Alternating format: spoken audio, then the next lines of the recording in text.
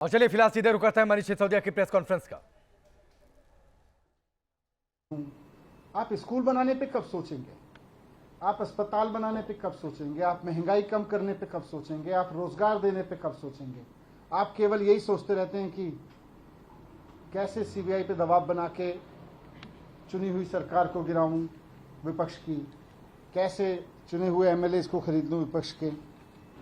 मैं आज आपके सामने इस घटना से मैं बहुत आहत हूं और मैं आपके सामने प्रधानमंत्री जी से 3 प्रश्न पूछना चाहता हूं। जो सीबीआई के अधिकारी ने सुसाइड किया, जिसके ऊपर बहुत दबाव था कि वो मेरे खिलाफ पूरे के पूरे केस को लीगली साउंड बनाए और उनको आत्महत्या करनी पड़ी जितेंद्र कुमार जी को, उसके सिलसिले में मैं प्रधानमंत्री जी से 3 सवाल पूछना चाहता हूं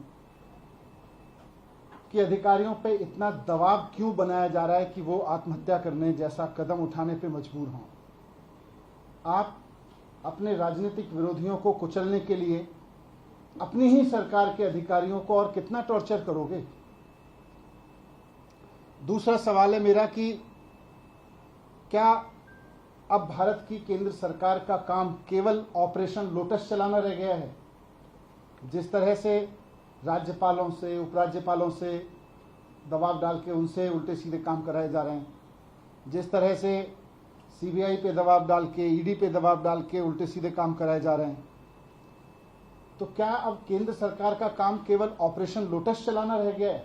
ये मेरा दूसरा सवाल है प्रधानमंत्री जी से। और तीसरा सवाल है कि जनता की चुनी हुई सरकारों को कुचलने के लिए और कितनी कुर्बानियां आप लेंगे, ये बताएं। ये बहुत दुखद घटना है। विपक्षी सरकारों को कुचलने के लिए सीबीआई के ऊपर इतना दबाव के अधिकारियों को सुसाइड करने पे मजबूर होना पड़े, ये इस देश में पहले कभी नहीं हुआ। बहुत दुखद है और मैं उम्मीद करता हूं कि प्रधानमंत्री जी मेरे इन 3 सवालों को गंभीरता से लेंगे और थोड़ा इस पे सोचेंगे। और उसपे वो आपके ऊपर आरोप लगा रहे हैं और एक स्टिंग ऑपरेशन किया जिसका आरोपी नंबर 13 का स्टिंग ऑपरेशन दिखा रही है बीजेपी और आरोप लगा रही है कि 6% कमीशन दिया गया। देखो, इन्होंने भारतीय जनता पार्टी काफी दिन से चिल्ला रही है घपला हो गया, घपला हो गया। कभी 1300 करोड़, कभी 8000 करोड़, कभी 500 करोड़, कभी 144 करोड़, कभी 30 करोड़।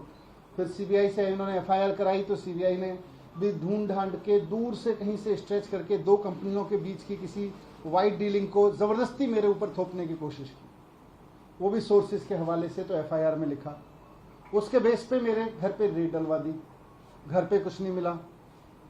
मेरे परिवार का लॉकर तलाश लिया बैंक का, उसमें कुछ नहीं मिला। अब जब सीबीआई से एक तरह से क्लीन चिट मिल गई कि जी इनके पास तो कुछ नहीं मिल रहा, तो अब बीजेपी कह रही है जी देखो सीबीआई नहीं ढूंढ पाई, अब हम स्टिंग करके देंगे। फिर वो कोई सड़क पे, चौराहे पे खड़े होकर किसी को गाड़ी पे बिठा के कुछ कहते हैं, उसके कोई सवाल जवाब करते हैं, वो स्टिंग है? मजाक है। तो ऐसे स्टिंग मेरे पास भी है, मैं भी दे दूंगा कल बहुत सारे, फिर आप उसको भी चलाना। Thank you. कुछ नहीं है। तो मनीष सिसोदिया को आप सुन रहे थे। सीबीआई जो जांच चल रही है इसको लेकर उन्होंने सवाल उठाए और कहा कि ये सब सिर्फ जो है उनके कामों को रोकने की कोशिश है। दिल्ली में शिक्षा में बेहतर काम हो रहा है, इसको रोकना चाहती है केंद्र सरकार। ये आरोप मनीष सिसोदिया के और साथ ही स्टिंग के मसले को लेकर भी उन्होंने जवाब दिया है कि बीजेपी के आरोप गलत है और इस तरीके के बहुत सारे स्टिंग उनके पास भी हैं, जरूरत पड़ेगी तो वो भी जारी कर सकते हैं। इससे पहले आज बीजेपी की ओर से प्रेस कॉन्फ्रेंस की गई और इस प्रेस कॉन्फ्रेंस के जरिए एक स्टिंग ऑपरेशन को दिखाकर निशाना साधा गया आम आदमी पार्टी पर।